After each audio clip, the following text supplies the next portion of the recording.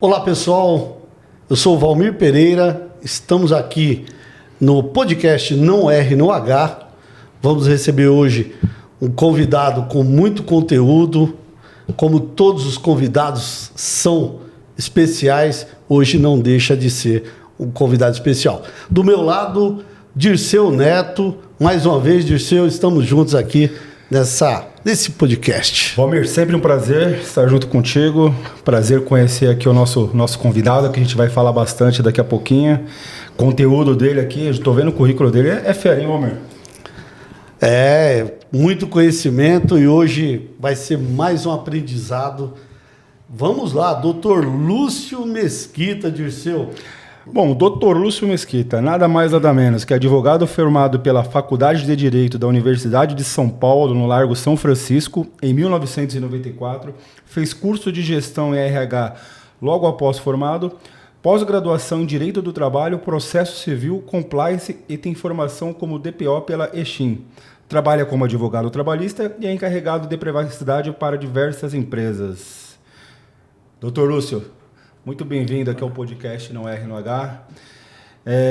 Fala um pouquinho do senhor, doutor. Qual que é a sua trajetória?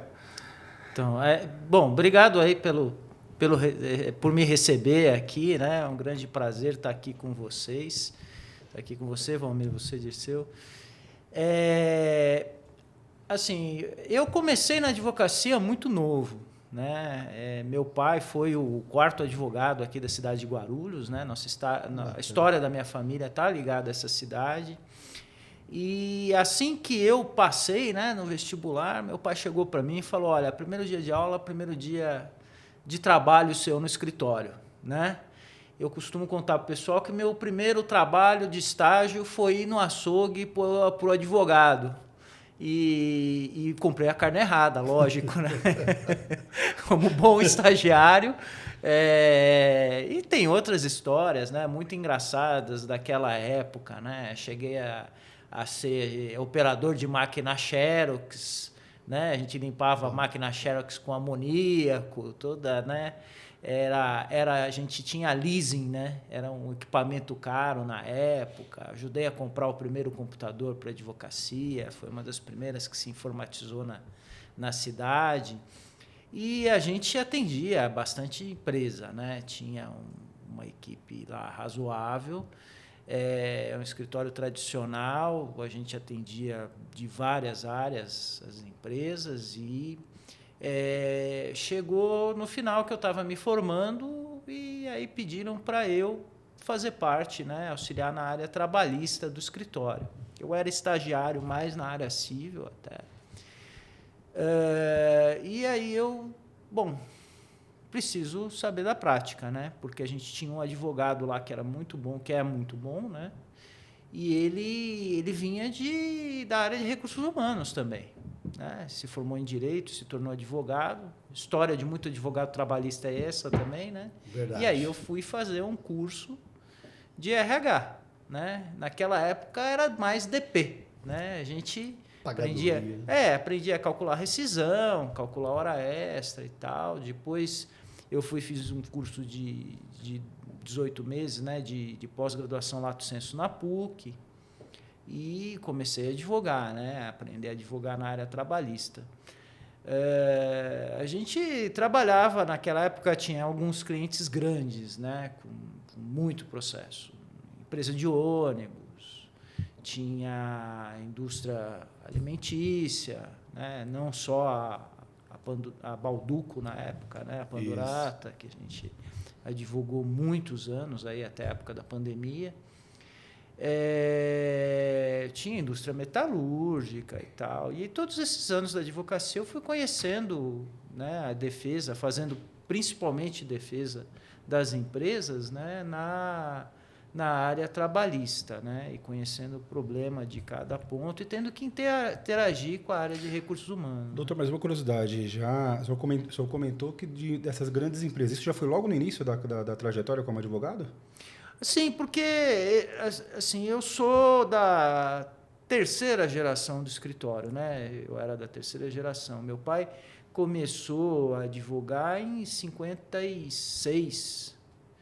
E aí a OAB dele é de 56, aí ele começou a trabalhar junto com um sobrinho, que é o Moacir Mesquita, né? Faleceu recentemente. E aí outros sócios, né? Que o Guilherme, o Leonildo, o Hélio Cassiano era da área trabalhista, então tinha uma equipe já, tinha bastante cliente, né? Então quando eu comecei na área trabalhista, que eu lembro mais é a gente grampeando folha de registro diário de motorista de ônibus. E o processo era de papel, era um treco gigante, né? Porque era 2 a 4 folhinhas por dia do motorista de ônibus para grampear numa folha, e aí tinha que numerar de uma a uma para juntar com a contestação, né? Então, a gente... Doutor, eu não posso falar o nome da empresa, mas ainda tem empresa que usa essas folhinhas, papeletas para controlar horário de motorista. Ainda existe. O papel ainda vigora, né? E a gente tem assim, muito problema ainda do registro eletrônico, né? Desses programas aí de celular e tal, tem programa alternativo. Isso é uma das coisas que tem que tomar cuidado, né? Porque às vezes o barato fica caro, né? Você tem um problema de infração da área trabalhista, porque não é certificado, não tem o atestado técnico, né, do ponto, e você tem um problema de LGPD. Por exemplo, hoje mesmo eu respondi uma consulta sobre uma questão de anotação, né, que numa pesquisa rápida, não encontrei ainda se tem mais alguma regulamentação do Ministério do Trabalho, mas é o registro eletrônico do equipamento de proteção. Pouca empresa usa, né? Mas empresas que têm funcionário externo, tal, às vezes precisa disso, né? E a consulta era usar um sistema meio informal e tal, né? Mesmo não tendo uma regulamentação do Ministério do Trabalho, você não tem uma permanência disso, você não tem uma segurança, isso cai fora dos sistemas que você adota para você cumprir a LGPD, né? Por exemplo. Então, você tem que tomar cuidado com essa modernidade também. Nesse aspecto, até que a LGPD é boa, né? Porque ela veio para puxar a gente para uma consciência de uma formalização melhor, uma segurança melhor, um controle melhor dos dados pessoais, que são também dados de importância para o departamento pessoal. Não é? Você assegurando que você vai ter o tratamento pelo tempo necessário, você também está assegurando que você vai ter aquilo lá para usar como prova num processo trabalhista, por exemplo. E é muito mais fácil de fazer a gestão disso, né? Eu trabalho numa grande indústria, doutor, também na área de recursos humanos. E, cara, o processo lá é todo automático, assim, as máquinas, o controle, até para você monitorar a questão das validades, se retirou, se não retirou na máquina, é outro mundo. Eu peguei os dois momentos, né? O manual e o eletrônico, é outra realidade, é outra realidade.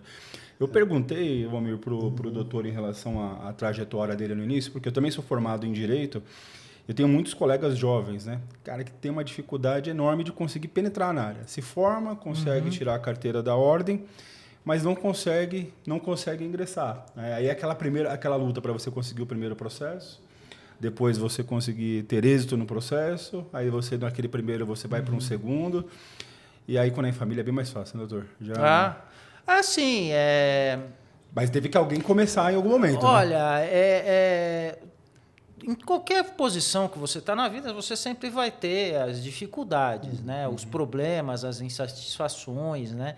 Às vezes eu digo, poxa vida, mas se eu não tivesse já, durante a faculdade inteira, participado da advocacia, trabalhado, será que não seria melhor eu ter estudado, prestado um concurso para magistratura e tal, né? Mas, do outro lado, eu também herdei, né, uma carteira de clientes, herdei uma sociedade que, depois de uns bons anos, né, então, eu comecei em 1990, a gente foi desfazer a sociedade em final de 2018, começo de 2019, Aí eu montei um outro escritório com o meu irmão. Meu irmão é formado em 80 no Largo São Francisco também, né? E aí tô com mais uma sobrinha, o marido da minha sobrinha, que é um advogado excepcional na área de societário civil, o Rafael. O Rafael Correia, assim, ele é fora de série, né? E mais uma advogada que estava no escritório anterior, que veio comigo, a Jéssica também, que é excelente. 5 pessoas, né? vocês estão então, em 5. Cinco advogados, mais o pessoal que dá suporte, né? E aí eu tenho também um colaborador da área de TI que faz essa parte de LGPD. E, além disso, eu tenho um sistema que eu represento, que é o de Pionet, né? Então, a gente tem que ter eu mantenho a estrutura com o escritório mais enxuto e tal. Mas, assim, a sua pergunta, quem está começando, né? O direito ele tem uma infinidade de opções, né? Você pode ou participar de um escritório maior, ou buscar um emprego, ou tentar carreira solo, ou tentar se associar. Você pode tentar aí o setor público, concurso público. Eu acho que é um curso fácil. Qualquer carreira tem a dificuldade, como o Dr. Lúcio comentou no início da fala, né? E eu acho que a disciplina, o estudo, a dedicação, isso serve para qualquer área. Né? Mas eu sou suspeito para falar de direito. Eu acho que ele é um curso incrível, assim, que, independente da área de atuação, o que ele te dá de bagagem para você estar em diferentes frentes, acho que é incrível. Assim, eu acho que um dos conselhos que eu posso dar é o seguinte: tratar a sua profissão com carinho, entendeu? Se você não gosta do que você faz, vai procurar outra coisa que te dê uma satisfação, uma alegria de viver, de trabalhar e tal. Assim, não adianta você trabalhar xingando o cliente. Não adianta aquele advogado que acha que está tudo absurdo, que está tudo errado, que reclama do judiciário. Tudo tem sua vicissitude, né? E trabalha com carinho. Se você atender com carinho o seu cliente, se você atender com dedicação à empresa, a carreira vai se desenvolver, né? E estudar e se qualificar, né? Aliás, para descontrair um pouquinho, Vomir, eu também sou de uma família de advogados, doutor. Você sabe como que você normalmente conhece um advogado no meio da multidão? Não. Em algum momento ele vai falar que é advogado. Em algum momento ele vai falar. Então, rapidamente você vai ter essa informação. Agora, doutor, e como que você advoga só para empresas ou também advoga para pessoas físicas?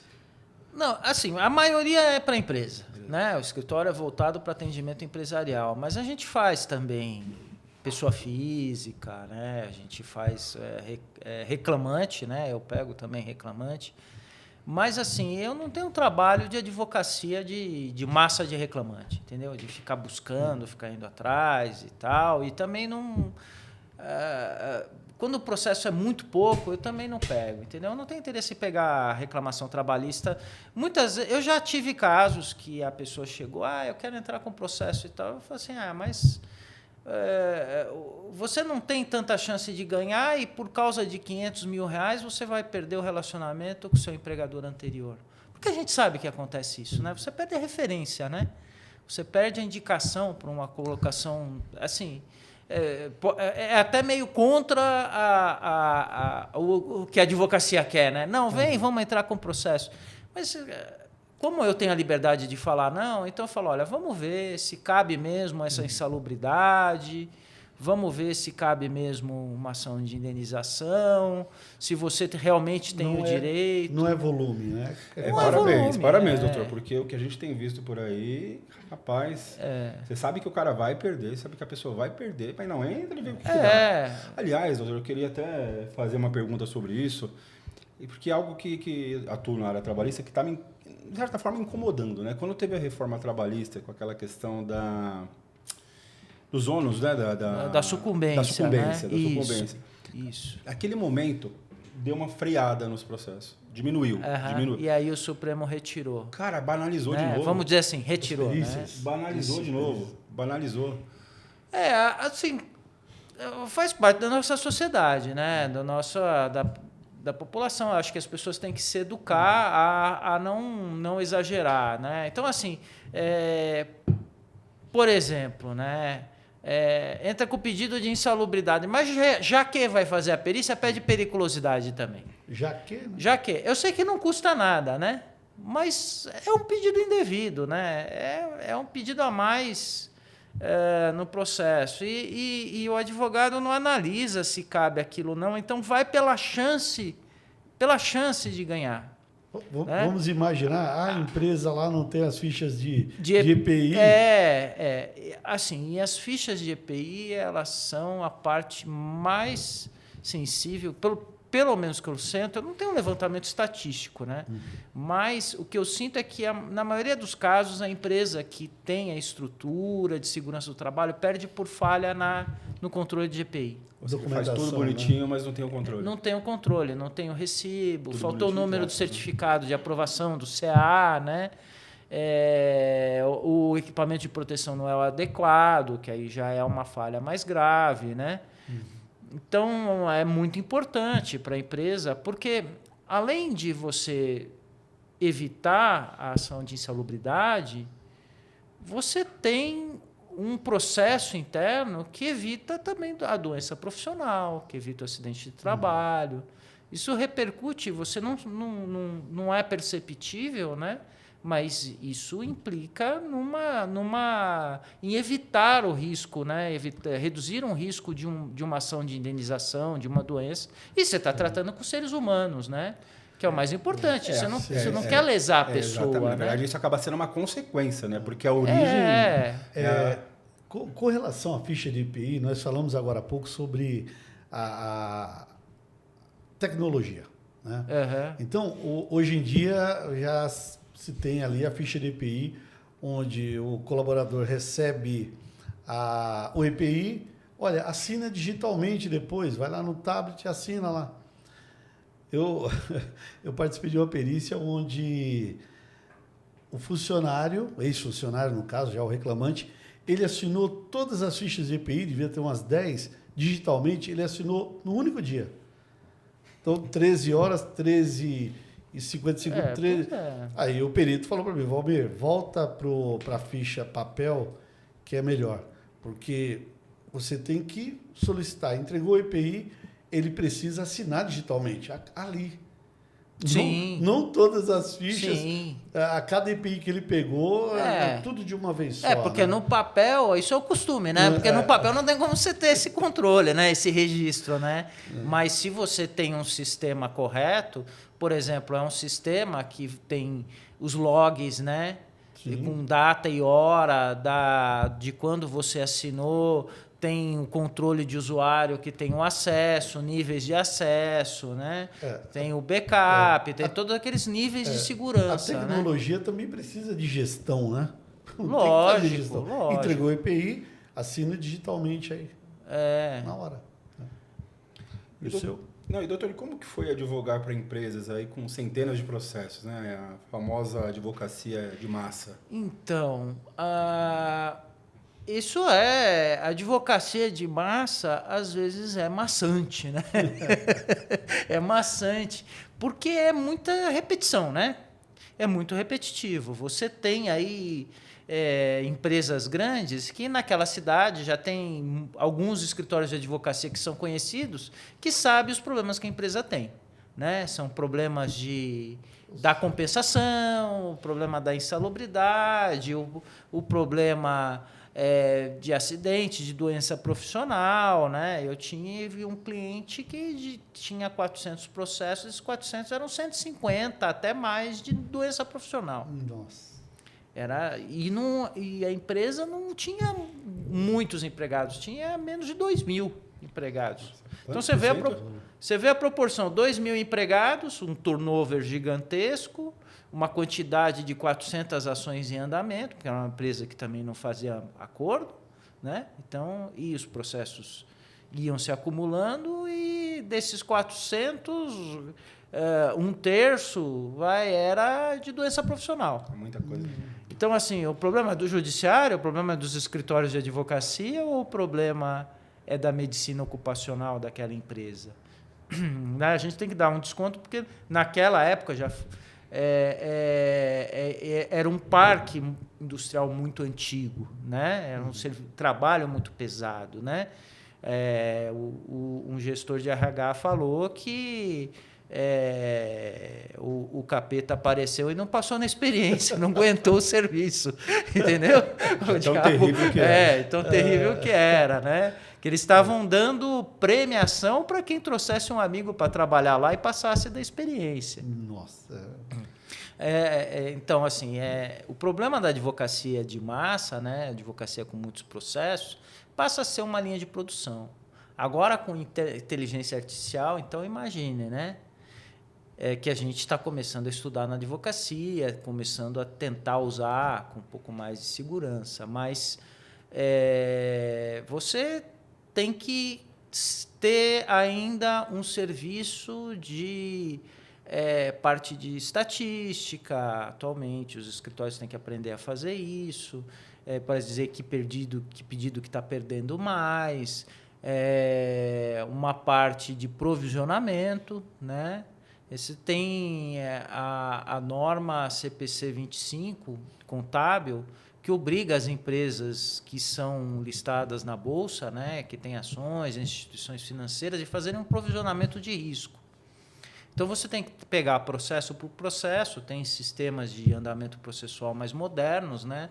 A gente usa Thomson Reuters agora, e aí você tem que, para cada pedido, dizer se é remoto, possível, provável. E aí, esse remoto possível provável, aí você tem que dizer quanto que vale aquilo lá e quanto que é o risco de perder, né? Então, você vai aprendendo, conforme a empresa, dizer assim, Doutor, olha, é possível insalubridade, é possível hora extra. Com esses números na mão aí, uma empresa vai comprar outra, esses números são fundamentais para ver se vale a pena ou não vale esse investimento. Não, isso vai para o balanço da empresa, né? O provável vai para o balanço. O provável o dinheiro, né? É separado como passivo ali. Então, na verdade... É um provisionamento. É um provisionamento, isso é o provisionamento, né? Então, você tem que provisionar aquele risco e separar o valor. E muito diretor, muito gerente reclama, né? Porque isso tira do resultado. Não, então você fala assim, olha, você vai perder. Eu já sentei várias vezes com o gerente, com o diretor, mas isso aqui não dá para tirar? Né? Eu tenho que dizer, olha, eu sei que a sentença vai ser assim. Ou a sentença já foi assim. Normalmente, quando se dá a sentença, né, quando você recebe a sentença, ali você define. O juiz deu, é provável. Doutor, e hoje o que mais se pede na Justiça do Trabalho? Continua sendo horas extras, insalubridade, periculosidade? É o kit, né? O kit o pacote. Então, vamos lá. Hora extra, insalubridade, periculosidade.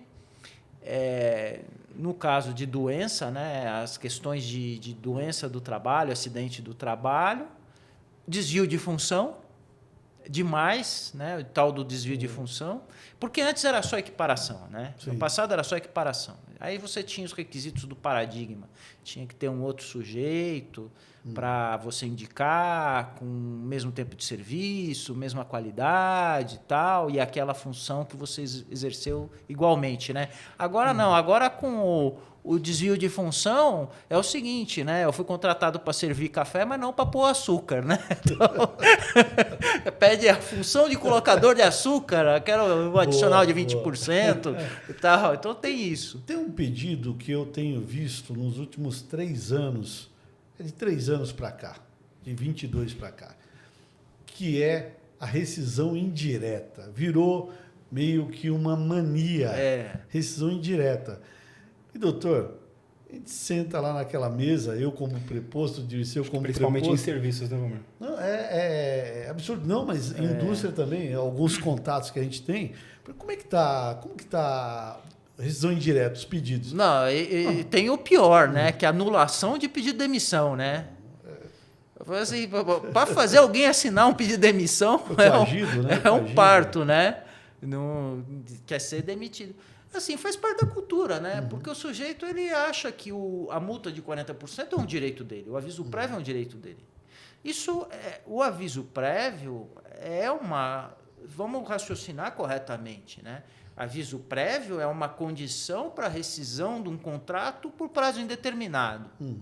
Né? O que deve ser encarado é isso, não é nem uma multa, né? É uma condição. Olha, você tem que avisar com 30 dias de antecedência. Né?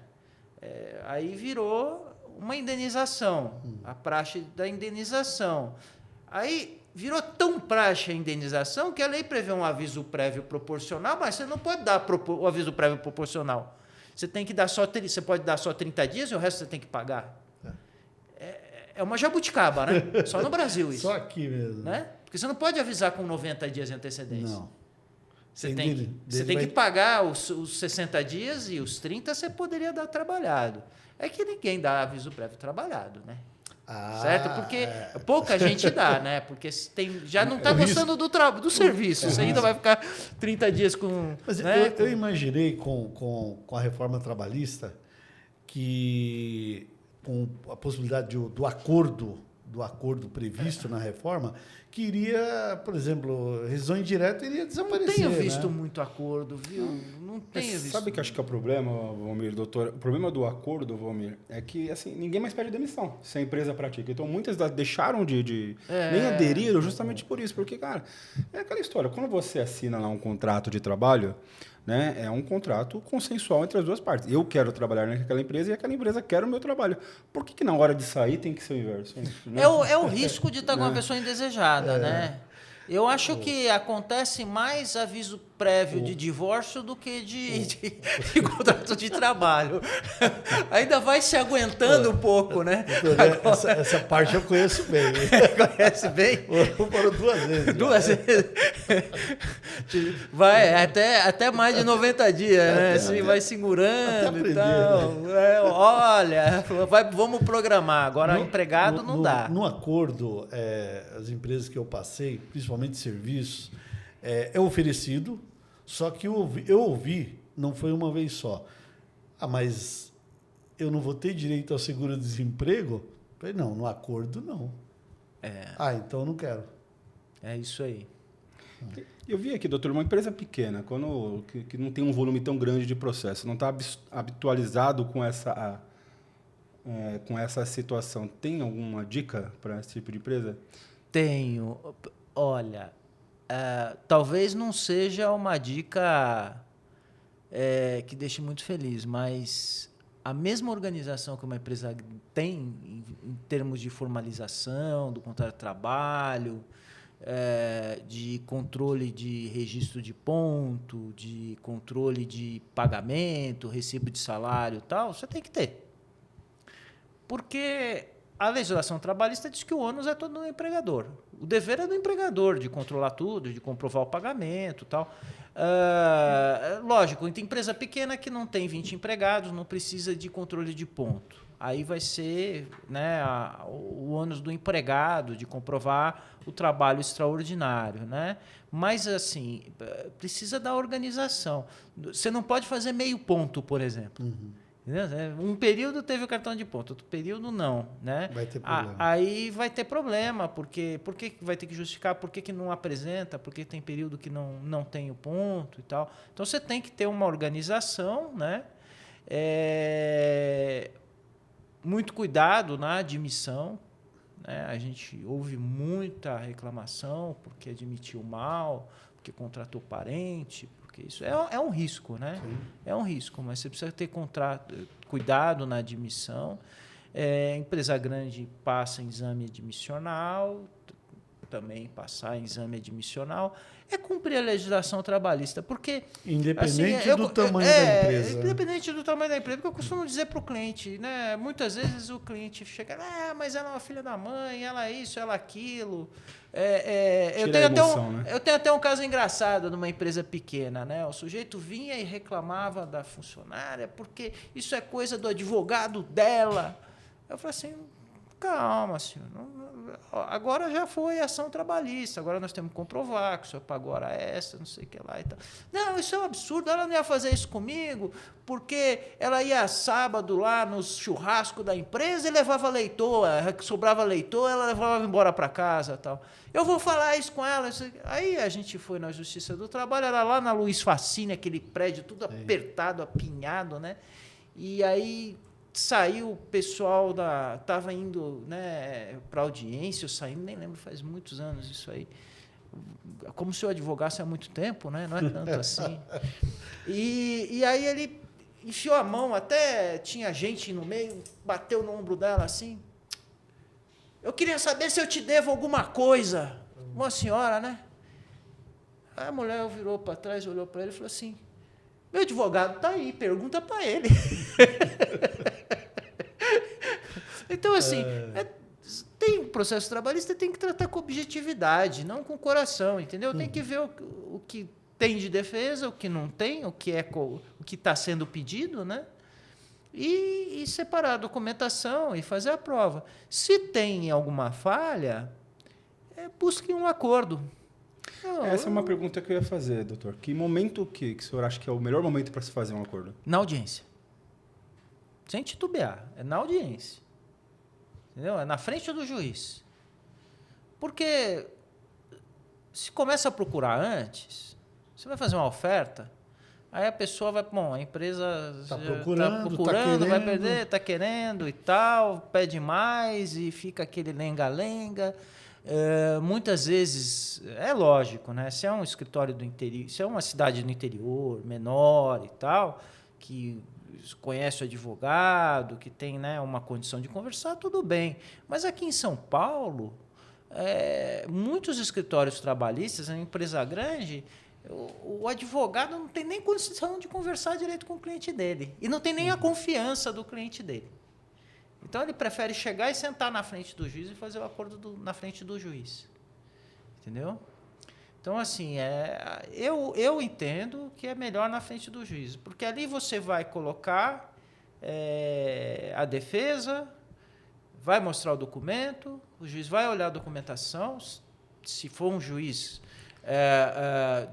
bom, né, razoável, se não for um juiz muito ruim, vamos dizer assim, né? Se não for um juiz muito ruim, porque tem, como qualquer lugar tem juiz bom, tem juiz ruim, tem juiz médio, tem juiz que acordou com a pá virada, né, e não está afim de ficar olhando muito o processo, mas tem juiz que vai olhar, vai falar, olha, vamos fazer a conta aqui e tal, e pelo risco e resolve num bom valor para os dois lados.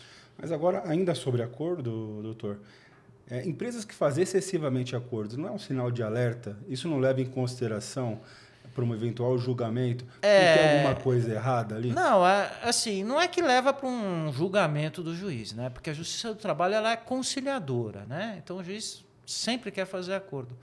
Mas você tem empresas que têm problemas crônicos. E aí, assim, o ideal é se resolver, né? Eu já cheguei para conversar com o gerente de uma área de uma empresa e falei assim, olha, ele me procurou e falou assim, você está fazendo acordo, 2 acordos por semana, 1 acordo por semana, está gastando 20 mil, 30 mil cada acordo e tal. Né? Eu quero saber para não ter mais esse tipo de porque está impactando o meu orçamento. Eu falei, então tudo bem, então você paga as horas extras. Não, mas eu já calculei, isso vai me custar 1 milhão por mês. Eu falei, então você faz acordo.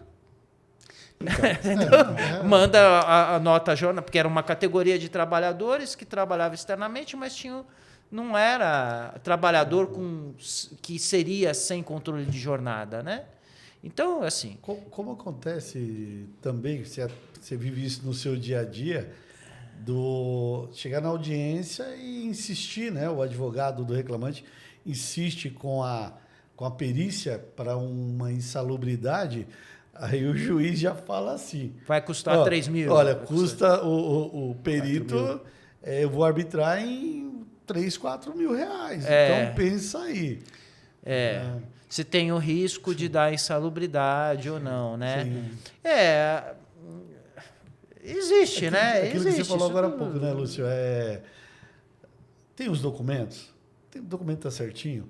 A empresa, né, principalmente a indústria, né, funciona tudo certinho. Você faz os treinamentos, entrega bem. Se você tem toda essa documentação...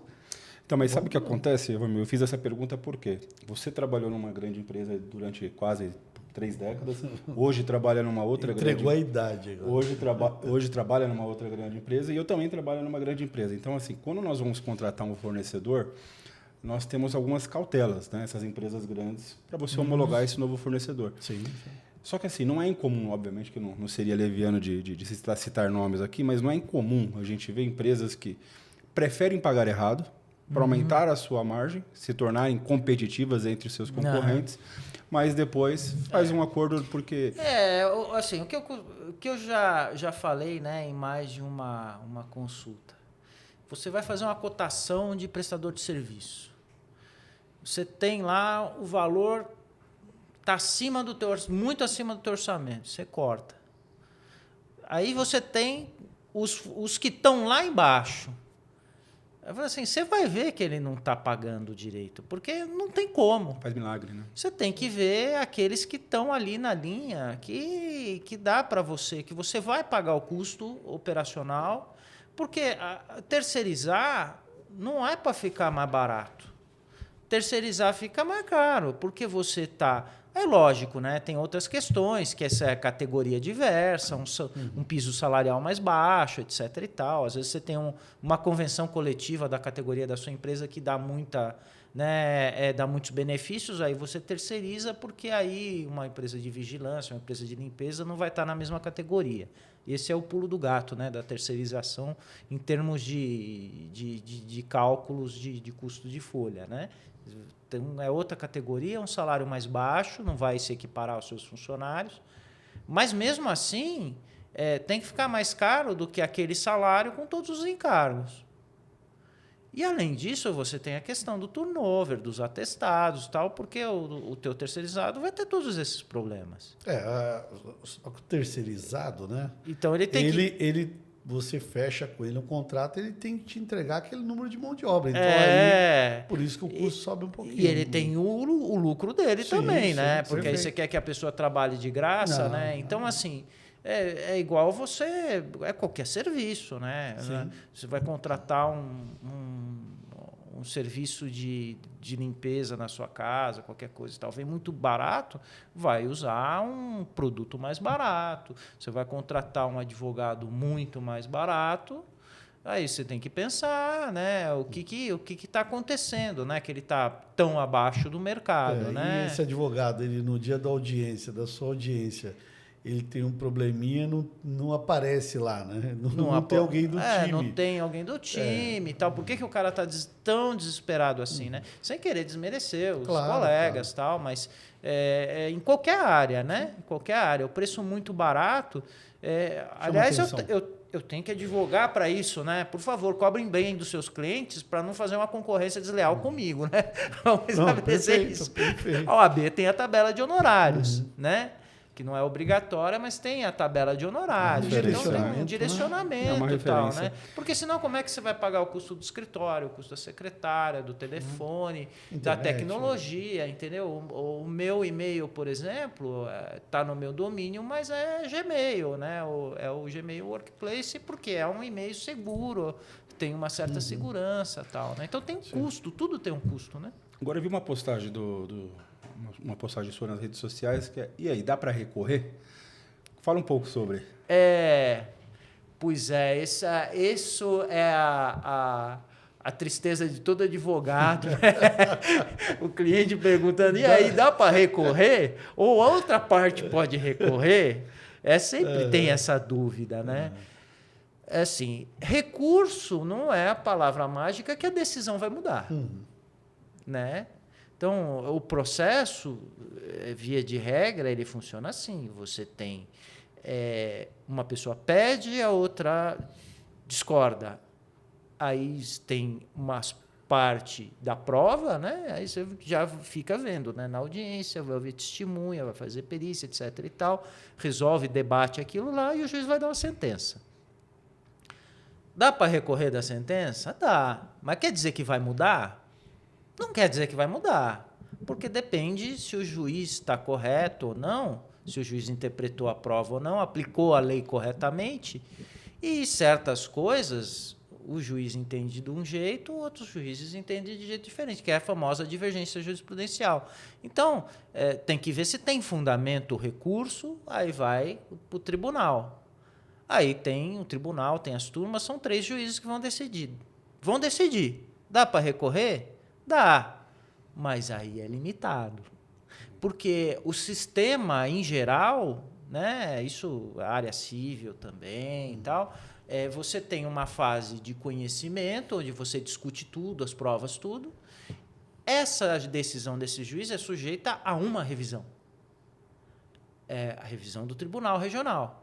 Aí todo mundo vai falar, peraí, mas tem o TST, tem o STF e tal. Mas essas cortes, elas são limitadas só a uma violação da lei, direta, né? Uma interpretação ou uma divergência entre os tribunais. Então, você vê que já vai afunilando, né? Vai limitando. Aí, né? para ir para o Supremo, é só violação à Constituição. Deveria ser, pelo menos, né? Deveria, porque está uma polêmica agora no direito que o Supremo está trabalhando muito, entrando, né, no que seria uma seara da Justiça do Trabalho. Está avançando, né? Teve até protesto, com juízes, a Justiça participando dos protestos, porque está desmerecendo a competência passando do limite. A pejotização, né, que é uma discussão muito forte agora. Né? E é uma coisa ruim. É bom para o empresário na hora, mas é uma coisa ruim para o país, porque prostitui o trabalho, entendeu? E prostitui o trabalho, você tem toda uma onda de trabalhadores que ficam fora da Previdência, por exemplo, não estão contribuindo para a Previdência, para o Caixa da Previdência. Entendeu? No futuro. Eu falo isso assim, no futuro, viu, porque se banaliza muito, você acaba comprometendo o presente. Inclusive. Aí é a consideração com a pessoa, né? Com a segurança jurídica da pessoa, com o vínculo da pessoa com... Porque o PJ não tem vínculo nenhum. Uhum. Você vai, assim, eu estou falando porque eu tenho uma filha, é formada em medicina, recém-formada. E aí, aquele valor do plantão, porque médico ganha tanto por plantão, maravilha. Eu falei, filha, vem cá. Não é bem assim. Vem cá. Deixa o papai te explicar. Você é PJ, mas o imposto é você que paga do seu bolso. Certo? Você tem que descontar o imposto. Você não tem fundo de garantia. Então, se a pessoa que está te contratando não te quiser mais, você não tem uma poupancinha lá de 8% ou de 11,20% que você acrescenta a multa de 40%. Então, você não tem isso. Chegou no fim do ano... Você quer comprar o peru de Natal? Não tem 13º. Você quer parar para passear? Não tem férias pagas. Certo? Você tira também o dinheiro das suas férias. E não tem o bônus aí de férias, 1/3 de férias. Né? Bom ou mal, tem que dar, não tem que dar. Se é uma decisão legislativa, é um custo que já caiu na folha, né? Já existe isso. Então, eu falei para ela, olha, esses 1.000 aí por plantão, não vale 1.000, vale 600. Sim. Entendeu? Eu também sou um pouco crítico em relação a isso. Inclusive, no meu LinkedIn, eu escrevi um artigo falando sobre isso. Ô, Valmir, eu tenho algumas perguntinhas ainda, mas você não quer lembrar dos nossos parceiros? Vamos lá. Esse podcast, ele existe... porque temos parceiros, temos patrocinadores. Cutinari, Gastronomia Afetiva, Grupo Ritaco e Trilha Empregos.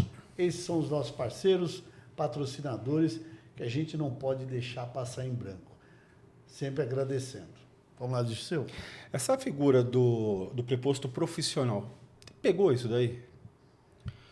Sim, é muito usado, né? Principalmente nessa parte aí de advocacia de massa, né? Dos bancos, tem vários, inclusive formados em direito, advogados que ficam lá no fórum. Tem toda uma equipe, né? Um grupo de advogados, tem os grupos... Ajudou. Então é algo que veio para ajudar. Sim. Está funcionando bem. Eu acho assim, não fazia sentido essa limitação. Porque assim, é problema do empregador.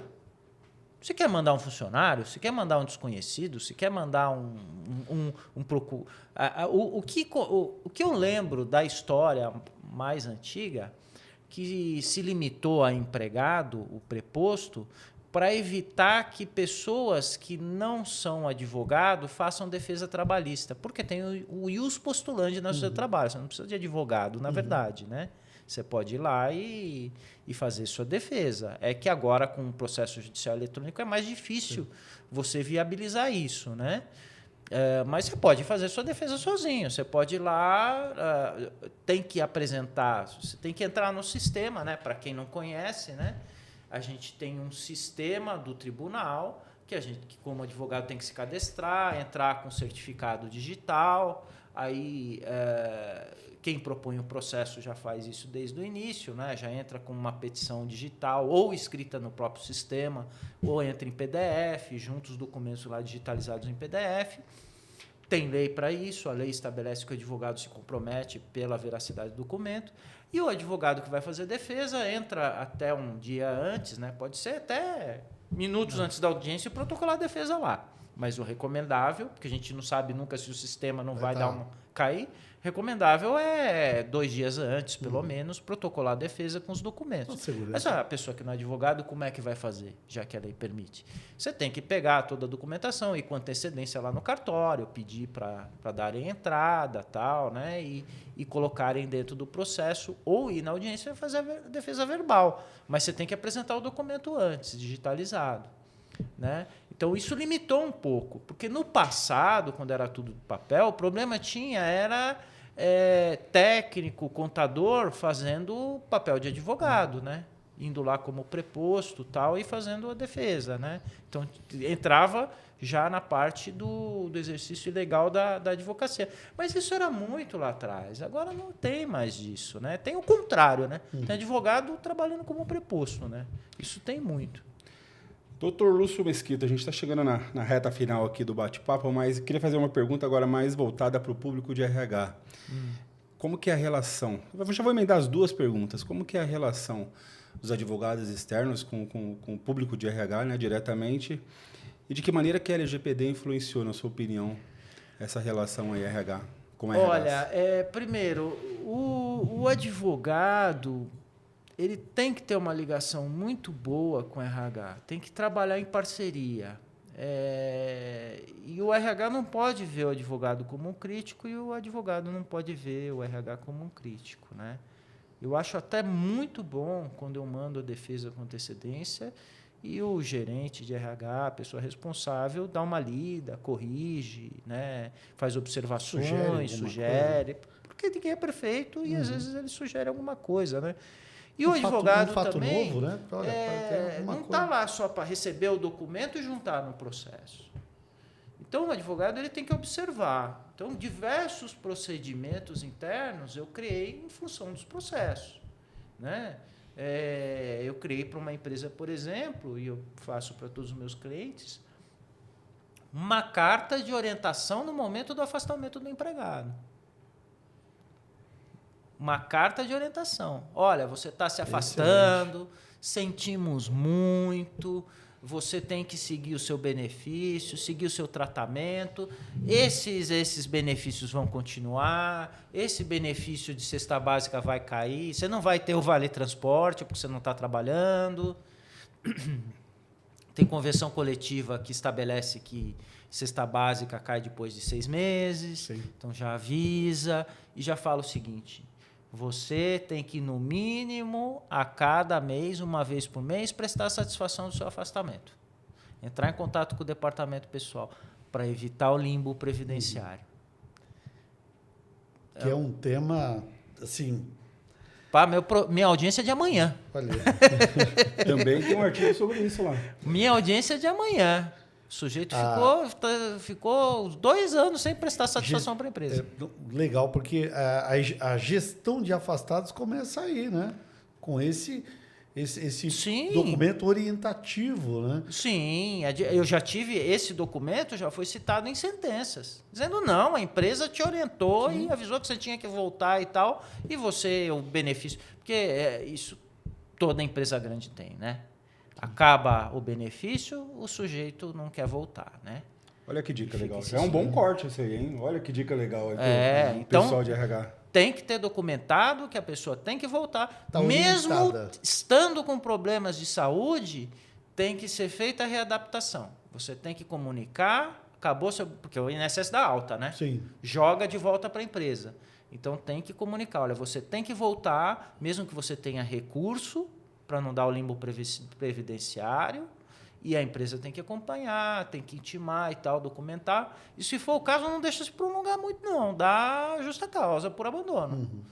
Com todo o motivo, com toda a documentação. Embasado, né? Embasado, mas documente tudo para não ficar aí anos de salário em aberto, né? E da minha Muito parte, para finalizar, doutor, sobre a LGPD, o que ela influenciou, na sua opinião, aí os RHs? A LGPD faz a gente olhar para a documentação, para o registro, para a segurança, né? Tem uma série de conceitos, equívocos, por exemplo, empregado não dá consentimento para tratamento de dados. Empregado é cientificado que os dados são tratados porque a base legal não é consentimento. A base legal é cumprimento de obrigação legal e regulatória. A não ser que seja um benefício opcional. Né? Algum outro tipo de coisa, participar de um evento, tirar uma foto para aparecer no jornal da empresa, aí é o consentimento, né? Porque o consentimento tem por pressuposto que você tem o direito de retirar o consentimento, certo? Perfeito. Aquele tratamento é uma obrigação, porque as bases legais, né, elas podem ser mais de uma, mas se tem outras, não tem o consentimento. Tá? Então, assim, o LGPD ela faz refletir sobre esses processos, esses procedimentos de guarda e segurança da informação. E dá mais segurança da informação. Evidentemente, você tem que ter um cuidado, uma prevenção com relação aos riscos.